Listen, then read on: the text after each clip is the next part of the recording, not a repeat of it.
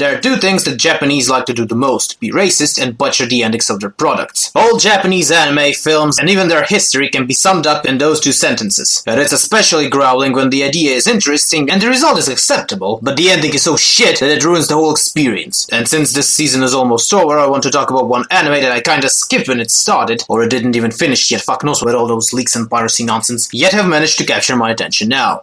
To my deepest regrets. And the name of this anime is ReLIFE, a sci-fi seinen drama from TMC Entertainment, aka creators of The Gray Men, or for those old enough, the bastards that made a part of Chip and Dale's first season, as well as Sonic X, that awesome Jetix once upon a time. Not gonna lie, I expected a harem anime at first. Some 20-year-old guy gets transported into a school under the guise of a science experiment with one task: survive a year of punitive Japanese schooling system. Because it's fucking Japan, if the anime doesn't take place in a school, parallel world, or on top of a giant robot, that means that either someone was seriously underpaid or the author is a drug addict. All his bills, food, water, and beer will be paid by the government via an organization that fights chronic teenage laziness. Well, okay, not the worst premise I saw. Then there's a bunch of characters of different shades of boring. An autistic schoolgirl, a schoolgirl with unwarranted self-importance issues, a schoolgirl that is clearly not a schoolgirl, a smart but virgin schoolboy, and a schoolboy who's actually not a schoolboy but a warden for our protagonist, so he won't get any of the schoolgirls pregnant. You know, the usual. And you know what? I actually like the characters, because at least I've started to care about them from the 5th episode, and that's already better than Game of Thrones, whose characters bore me 6 seasons in. The later the anime falls into your typical teenage crap with many cliches,